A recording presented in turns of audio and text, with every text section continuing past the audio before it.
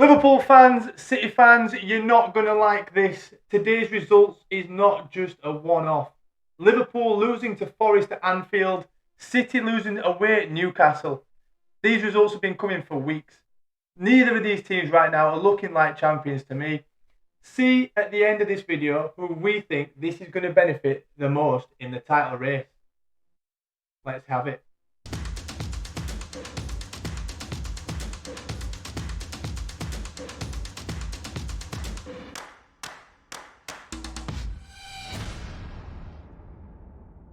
Welcome back to Beyond the Stands. Before we're gonna dive into City game, Liverpool game, let's actually discuss what we touched in the last episode, the relegation battle. Yep. So as our one viewer put the comment in, you can tell, John Barfoot, you can tell he predicted it well so far. Yeah. After those games. Thanks for your comment, by the way. Appreciate it. West Ham is out of relegation zone. Leeds and Burnley in the relegation zone. Literally exactly what we said, wasn't it? Yeah. We literally said one game could change it for West Ham, depending on the Newcastle result at City. If they could have got a result, which they did, fantastic for them. If they didn't, they would have been knocked down there. Yeah.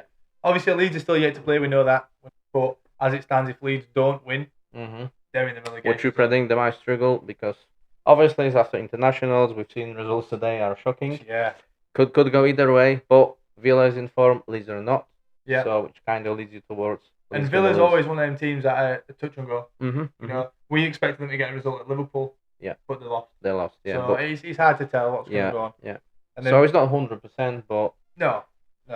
I will be shocked if tomorrow we're gonna have as surprising results as today. Yeah. Obviously can happen, but I don't think so. Me personally. No. I think the rest of games. So Villa game, I think Arsenal game with Tottenham, and our game with Everton is gonna go into the favourites. Yeah. Yeah. So. Absolutely. Definitely so. So touching back onto then the Liverpool game. Speaking of shocking results, Liverpool getting absolutely battered 3-0. Yeah. By the scoreline, not necessarily how the game went. You know, we have to be quite fair in this. So not. Yeah. They started off really well, Liverpool. Yeah, they were battered them, dominating. They were getting chance after chance. They had shots. They have many occasions. Like Forest wasn't really at it. Any threat? No, any threat to Liverpool. So you could predict, that's gonna be an easy game for I tell you Liverpool. What, when I say they want at it attacking. Yeah. Defensively. Yeah. Defensively, wow. They hold strong. Yeah, I mean they were holding strong. That block from was it Elliot Anderson? Yeah. That looked like a certain goal, but he stood strong. Yes. And then they just couldn't break them through. They just couldn't get it in, could they? Second half comes and it's a completely different second half. Yeah, and after the first goal, from corner for Forest. Yeah. I don't know, like Liverpool just looked rattled. They just like a shell shocked. They didn't look comfortable. They couldn't react to it.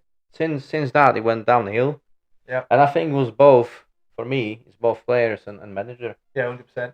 To be fair, Forest did get a second goal. It was ruled out for VAR. Yeah. Which, looking at it, Kanate is all over the place. I don't know what he's thinking he's doing there, but to me, it didn't look like handball. I might be completely wrong. Obviously, VAR's give it, but we know VAR's wrong. Yeah. To me, it looked like it came off his chest, not his arm over here, like they were suggesting. And I think it should have stood, but they might give it something else. Yeah. But with VAR as well, because I don't know dwell too much on that, because this is not an episode about VAR. But just to say, for me, they always said VAR is to clear the clearance of his errors. This wasn't a clearance of his errors. No. If you have to look, zoom in. This has to stop. Yeah.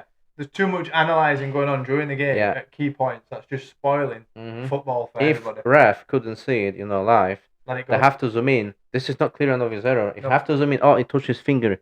Stop. Please stop. He broke a fingernail with the end of the ball. It's handball. It's like, is it really? But yeah, so second goal ruled out, and then they eventually did get the second goal. And obviously then they went on and got the third goal. Yeah. With Liverpool off. And then they got fourth goal, they're very close to score the fourth one. I know, it could have been a lot worse for Liverpool.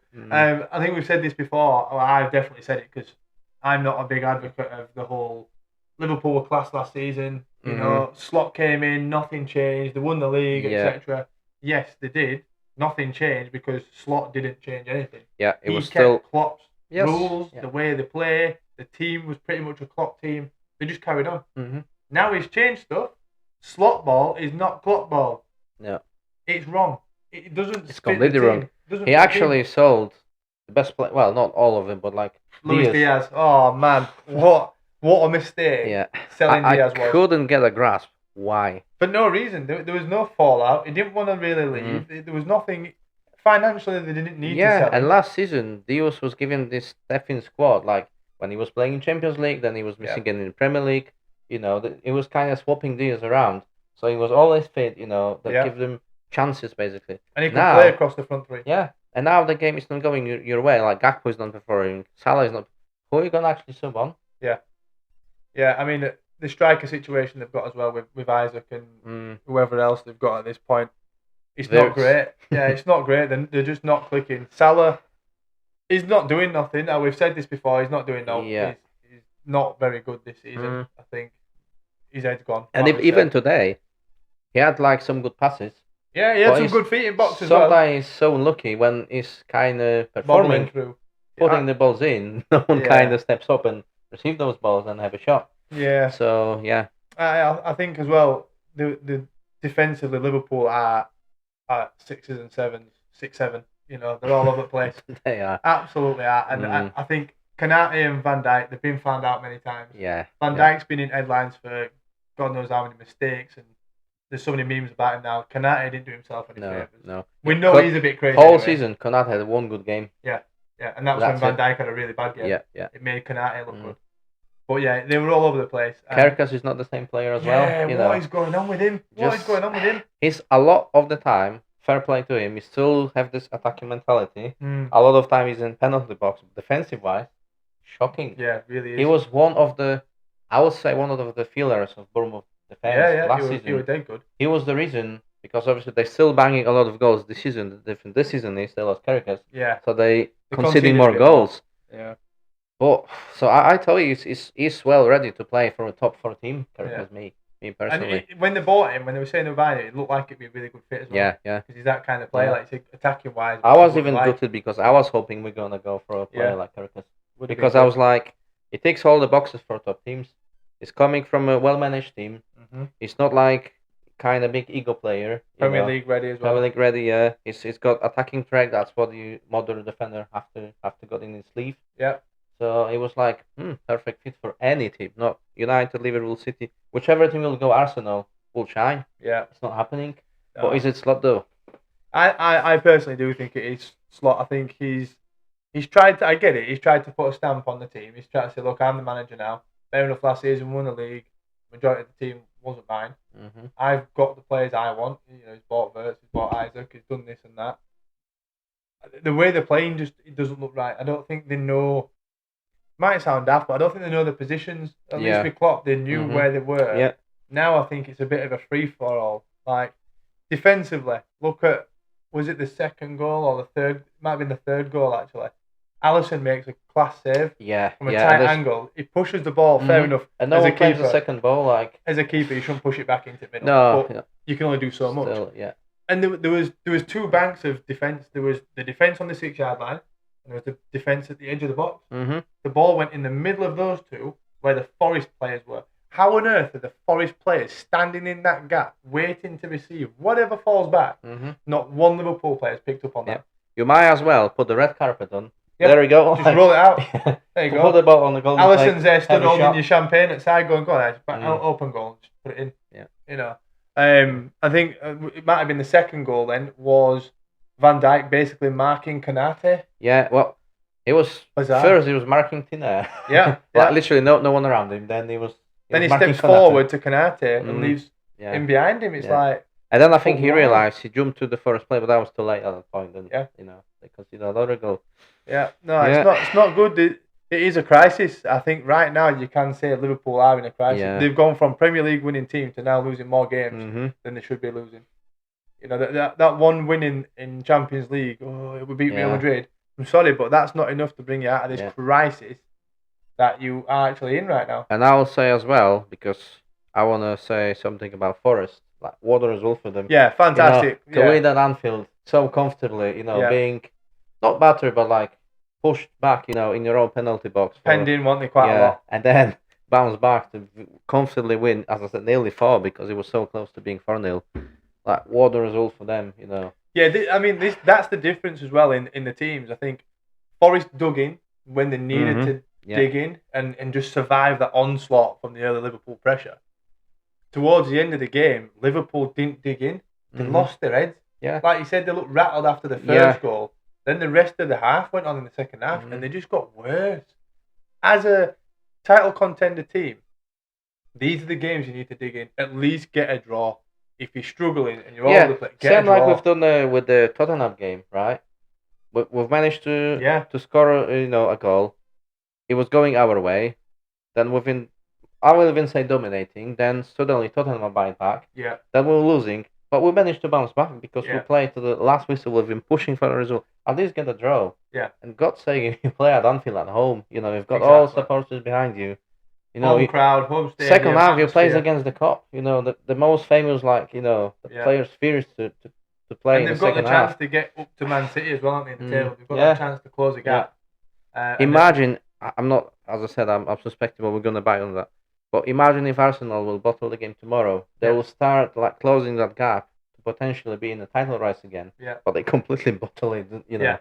And now I think they're on a -2 goal difference as well. Mm-hmm. That's a big thing for Liverpool. For Liverpool, it's not even the form. It's everything's wrong. Everything's wrong. Yeah. Defensively, they're conceding. They're not scoring. No. The team's not clicking. They're all over the place. And you can't. I think it was worrying for Liverpool fans. I don't see me personally. Even obviously I'm not a Liverpool fan, but take away I don't like them.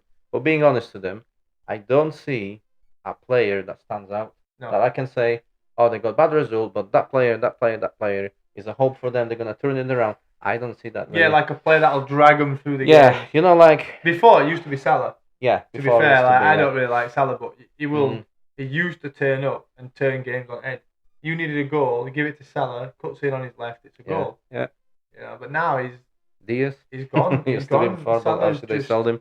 Salah's just not there. He's not with it. I don't know what his issue is. Mm-hmm. Why is he not performing? He stayed. He wanted to stay. Got a new contract. He's just lost it. Yeah, he lost it completely. It's like he's been found out. Mm-hmm. But nothing's changed. So bit of a rough one and a bit of a rough time for Liverpool, to be honest. And it will be difficult for them now, I think, because all the media is gonna turn on them now, turn on Slot, which I think is time to. I'm even seeing many fan base for Liverpool. I've seen some channels, even for people that never ever said, sack someone, sack this manager. I'm sick of it. Yeah. Slot out. Yeah, Slot out. Slot out already. You're into your second season under Slot, and you're already wanting him out. Now, for all the banter it's worth between Man United and Liverpool, the amount of crap that we got as a Man United supporter for wanting to swap our managers and do this and do that, and we shouldn't be backing Amorim or Ten Hag and all this lot. Yeah. We at least give them time. Yeah. Slot's not even had a full season with his own squad, and I mentioned that own squad, not Klopp's squad. For a start, for any of you that's going to go, well, he's already won the league, blah, blah, blah. Yeah, he inherited his squad. Yeah, with Klopp team, Klopp tactics. Congratulations, well done, Slot. He didn't really change much. Now he's the manager. He's the brawn of it, the decisions. Fucked it. So, good luck to you. You're not going to win the league this season. That's done and dusted. So, hopefully it's another 30 years until you win another one, because I can't stand you winning another one, to be honest. Me neither. You've been absolutely irritating as well. I mean, we've probably been like that for the last 30 years as Man United fans. We might have been irritating and a bit too Billy Big Balls, but we deserved it. We won many league titles, not just two. Exactly, yeah. So and same happening to them listening to the rugby league as well when we had that storm. So all that crap we had from Liverpool fans, it's now happening to them. Being 15th with a minus goal difference. I'm sorry, but you're 11th with a minus goal difference. You're not that far off. Yeah. So karma always happens, doesn't it? They've given us loads of that, and now it's their turn. But you know what? Let's, in the words of Erling Haaland, be humble. Yeah. Be humble. Be humble. Yeah. We're not going to rub it in. You can see the table. We can see the table. We'll leave it at that. Mm-hmm. Now, other pressing matters. Yeah. City Newcastle. We thought this was going to be quite a good game for City. Yeah. To make ground on Arsenal, but fair play to Newcastle. They've come out and gone, listen, we're in a scrap at bottom here. We don't need to go lower. Let's put some graft in. Harvey Barnes, man at match, pops up, 2 goals, wins it. Walter made it again. Fair enough, saved chances, but Yeah. it's so quick composure, to get the ball, have a shot. Right place, right time, isn't it? Yeah. He's I a think, proper striker. and this is player not adapted to the Premier League yet. No. It was like late transfer. Fair enough, he's playing, all the time in the first squad now, but give him a couple more games, he will be scary. Yeah. He'll be scary up front. I mean, that game could have had 4 goals in first. Yeah. Half an hour of the game? 3-4-0 to Newcastle. It was that good. Maybe City should have had a penalty. Yeah. Fabian Schär on Phil Yeah, Foden. maybe. Yeah, it was obviously. He went through his leg. Fair enough. He was going for a ball. The ball went for a block. This is the one that is always a difficult decision, and I'm always swaying what you should do in that situation, because it wasn't a dive. He touched Foden's leg. Yeah, it definitely hurt because it wasn't even like overreacting. No. And then is the fact the ball was already kicked by Foden. He had his shot. Yeah. That tackle didn't actually influence his shot. It happened after. It was a. However, with the rules, it kind of says, if there is a contact, you still should, but it's not intentional though. No, he's slipped to block a shot. It's always 50-50. So if that will be a penalty for them, I wouldn't say that's a bad decision. No. It's one of them. Depends how we interpret it. You will always. It is literally. If it's your team, you want it. If it's not your team, you'll laugh because you say, "Oh, it's never a penalty." Mm-hmm. So there's no right, there's no wrong. They've called it how they've called it. Fair enough. They've gone with that. Yeah. Like, you can't hold it against them. Yeah. It should have gone one way for one team. It's gone the other one for the other. Mm-hmm. So fair enough. The rest of the game was still there to win, and they just didn't do enough. Yeah. I think Ruben Diaz scored for City, didn't he? Yeah. Not a bad goal. No. But it went through. 2 Newcastle players lobbed themselves. He went with Schär legs, did it? And he tried to save it. He did a little girly knee wince, and it went straight through his legs at the bottom. So if he just stood strong there, Schär, you might have got a block on that, mate, and kept a clean sheet. I expect to see some memes like with some, like women screwed and like. Yeah, 100%. It'll be in a dress. That'll be funny. Some form of fancy shoes. Yeah. But no, two of the biggest games this weekend, I think, and they've both gone against what I would have expected. Mm-hmm. Especially the Liverpool losing 3-0. Yeah. City Newcastle, maybe it's a little bit tighter, but yeah. I even put a cheeky bet, and I had Liverpool on my account, saying, cost me £100. Thanks, Liverpool. It was literally, to be fair, both games. Yeah. I had I think 5 or 6 games. Can you imagine if we'd have put it on the other way around? Yeah. Oh my God, City would have won 5. Now Liverpool would have won 6-1. You just can't predict it. Well, it'll be small fortune to win, and it will brighten my day up. And then obviously tomorrow we've got, like we touched on earlier, we've got Arsenal at Tottenham. At Arsenal's Emirates Stadium. That's a big chance now for Arsenal to go further in front. It is, and I think away the league. And I think now we're getting to the segment who's gonna benefit from this. Yeah. These results, because I think if it's gonna go Tottenham way, not necessarily Arsenal's gonna win. Yeah. Because we've seen.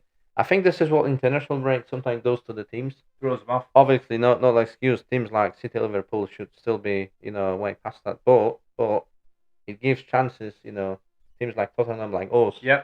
Absolutely. To gain some points. So the team that we're thinking, this whole result of the weekend could benefit. Probably comes as no surprise to anybody that watches this channel, but it's us. Mm-hmm. It is us. I think we stand a really good chance if Arsenal can beat Spurs. Fair enough, it puts Arsenal further forward, but it keeps Spurs below us if we can beat Everton. Yeah.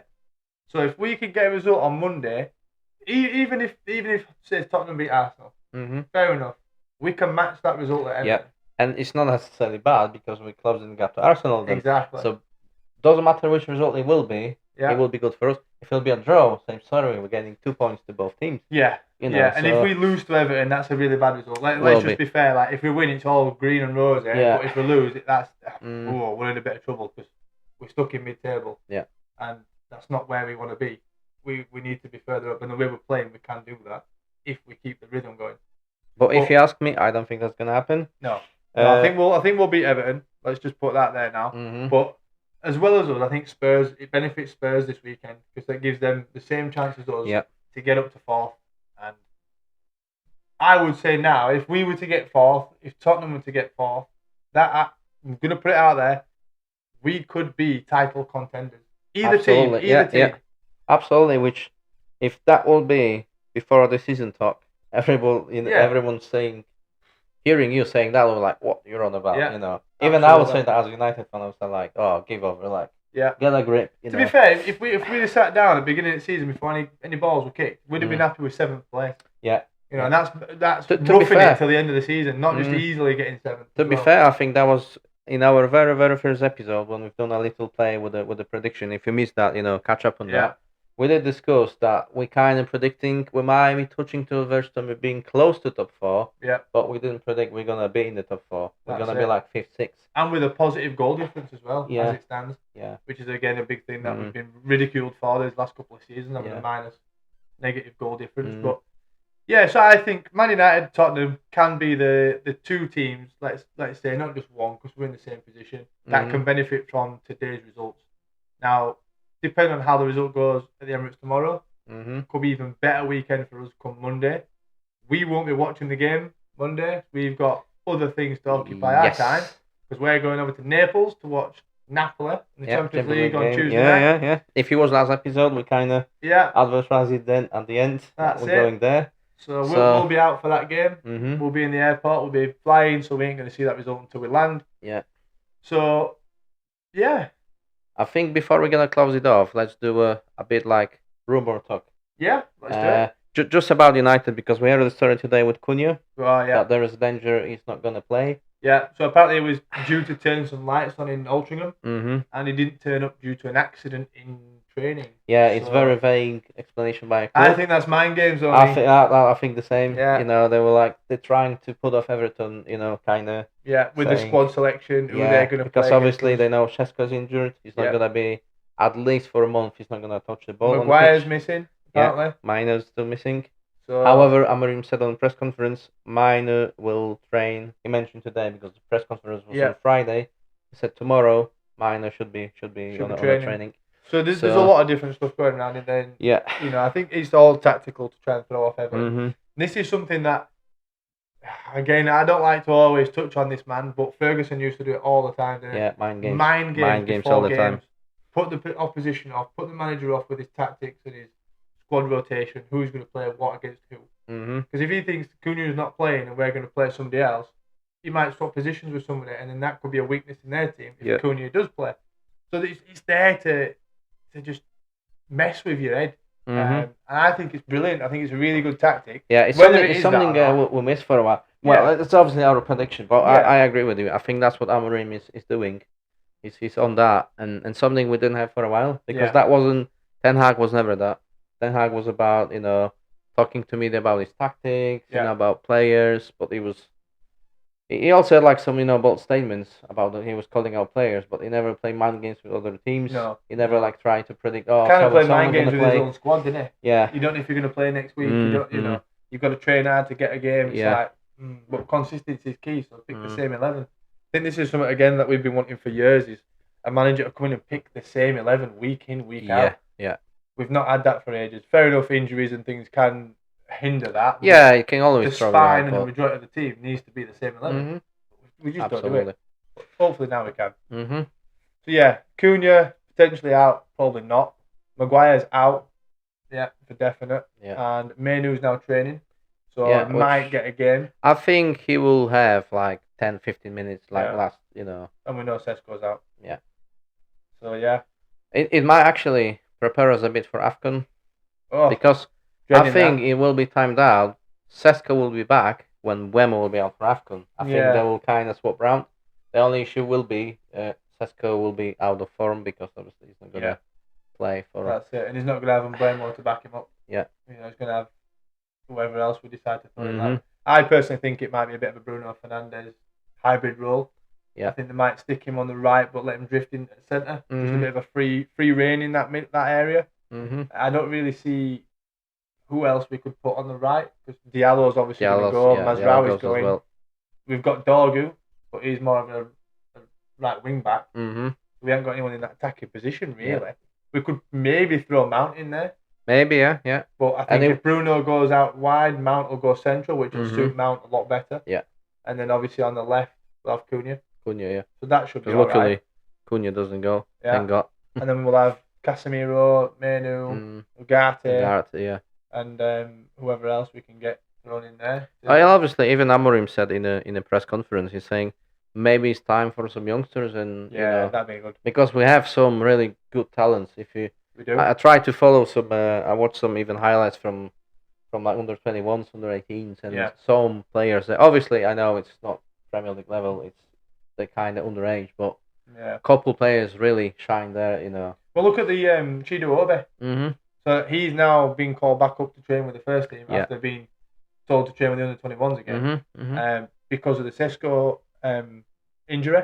So he might now get a chance to come forward. Yeah, and that could be message to him. Look, you've got a chance to shine again. Yep. And you can have a regular time like last season. It literally screams Wayne Rooney.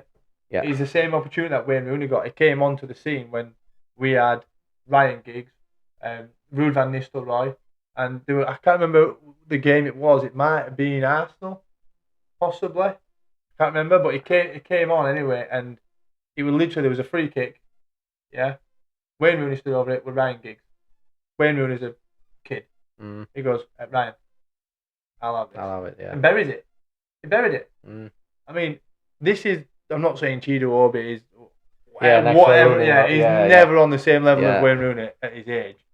But it's about the chance. It's the chance, like Federico Makeda. Yeah. We had injuries up front. He came on and he buried it against Villa. That's the type of opportunity that can set the career going. Yeah.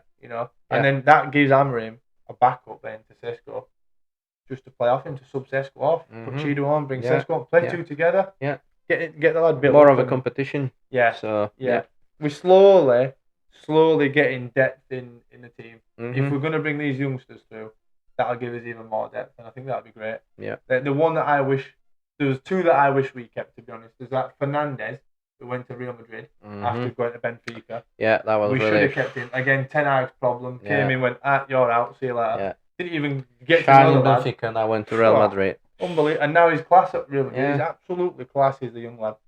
And Harry Amas. Yeah. Harry Amas. Yeah, already showed all of us, all United fans, the glimpses. Yeah, he's got Wednesday, hasn't he? Yeah. And he's helping them try and stay up because they're struggling for relegation. But I think he scored his first goal. Yeah. Last weekend, didn't he, for him? So, yeah, I've seen. Yeah, good luck to you there, Harry lad. Hopefully you do well, and hopefully you get back in United squad next season. I think he'd be a great addition, especially if we get rid of your mate, Luke Shaw, your favourite player. Yeah, my favourite player. He can take his spot. Yeah. To be fair, he picked up slightly. Listen, we're forgetting somebody. Leacher. The Butcher. The Butcher. He should be due back. Yeah, he's back on the training ground already. I've seen something today that even though he's been out injured, he's still been called up to Argentina over Alejandro Garnacho. What does that say about Garnacho? Doesn't surprise me. No. Doesn't surprise me. That must mean to me, and probably everyone else, that Martinez is pretty much there or thereabouts, ready to come back. I think I'm not surprised that Amorim didn't want to rush. Oh, yeah. Because now, I know Maguire is injured now, but we had Euro, the Ligt is like untouchable. Yeah, now. the animal that he is. Yeah. So, tell you what, he got picked for Netherlands, didn't he? And he showed them exactly why he should be picked more frequently than Van Dijk right now. Yeah. He's just shown who the best Dutch centre defender is in that game. Oh, he outshone that Van Dijk 100%. So yeah, I'm so glad that we got De Ligt. I wanted him years ago before I went to Bayern. Yeah, really did. Yeah. And it chose Bayern, fair enough. But now he's here, and let's just enjoy him. Yeah. Let's just enjoy him. And you can see what I like with De Ligt as well. When Tottenham game finished, he scored the equalising goal. Obviously, he was buzzing in celebration. Final whistle was there. He was gutted. Yeah. All the players, I wouldn't say they were bothered, but they were happy because we just scored equalising goal. Yeah. The game finished. But he was gutted because we've been pushing for a late winning goal because we had shows that elite mentality, doesn't it? Yeah, which I think is becoming like a captain. Yeah, I'm a fan of Bruno Fernandes. I really am, and I get what people say about him. I've said this before. Fair enough. He is that kind of player that's going to irritate you, but every team needs that. Like for me, City's got that in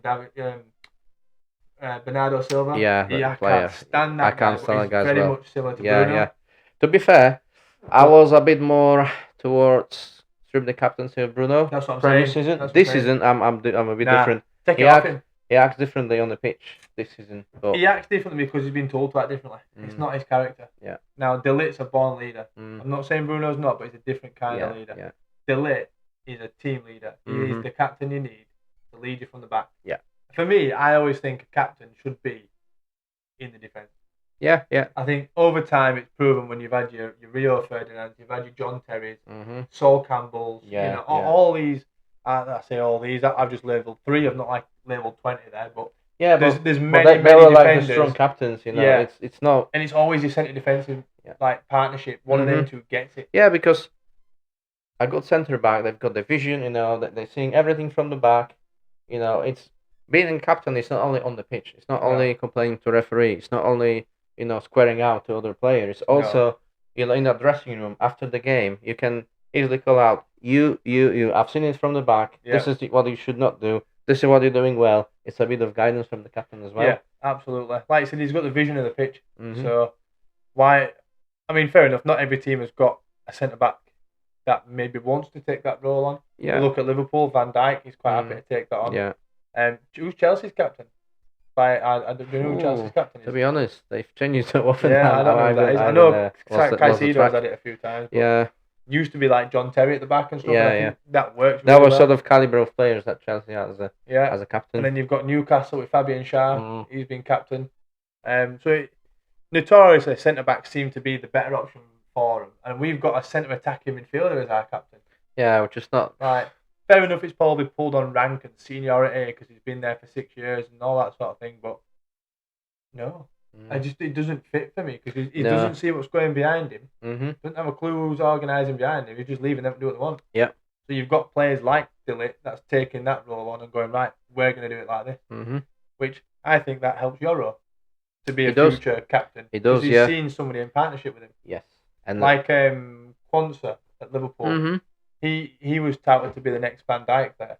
And they were saying he's playing so close to Van Dijk, he's getting to watch him, he almost took his mannerisms. You see the way Quansah played was very much Van Dijk-esque. So he was getting built as the next captain, but then he's gone. He's gone, yeah. So you need that'll that. Be another mistake yeah. they've done. Yeah, well, I think he was quite good. Yeah. I think he was quite good. Yeah, he was showing a lot of potential, a lot of talent. Yeah. He could score. And they decided, you know what? See you later. Yeah. Slot. Yeah. So I think that's us for tonight. So this is going to be our last episode before we hit Italy, like we mentioned earlier on. Yeah, so a bit different vibe. We're going to try to get you some footage from that Champions League game. We will put links in the description to our social media. Yep. We're going to try to put some pictures, maybe short videos on Instagram. Yep. We've got TikTok as well. Keep a follow on us. We'll try to do some maybe an Instagram live or something while we're there. Yeah. If we can do, we're still getting used to all this sort of thing. So. Yeah. If we'll catch some Italians that can speak English, we might get some. Because I'm keen, to ask the fans what they think about McTominay, obviously Højlund. Be nice to what's their opinion on them? Because I know they're big fans of McTominay. Oh yeah. And I want to see just the fans' opinion. What they think about Højlund. Yeah, he's a god now, isn't he? McTominay's an absolute god to Napoli. Yeah. But yeah, so we'll be there from Monday night onwards. We're coming back on Wednesday, so hopefully then we can get some things uploaded. Expect some shorts, some pictures. If you want to check in on our trip to Italy, feel free to follow us Instagram, TikTok, and our YouTube channel. And next week we're back with our regular Premier League videos as usual. Yeah. So don't miss on that. So stick around. Stick around. Give us a sub, comment. Get involved. Grow with us. Yeah. If you like the no bullshit approach to football, you know where to find us. Hit us the subscribe button. Watch our channel. We're growing every day. It's absolutely fantastic. Keep your comments coming in. We've had comments over the last few videos that have been absolutely great. We absolutely love it. Keep the banter going. Don't be afraid to comment. We will reply to you every opportunity we can. We like to be involved with you guys as much as possible. Yeah, because at the end of the day, as well, we want to build a nice football community around this channel, not only United fans, because as you can see, we are honest. Yeah. Even if we're talking about Liverpool, we'll tell you how City, it is. We'll tell you how it is. No bullshit, just if we're shit, we're shit. If we're good, we're good. Exactly. Grass ain't always greener either. Like I said earlier on, and a slot ball is not clock ball. Thanks. Good night. Yeah. Good night. Bye.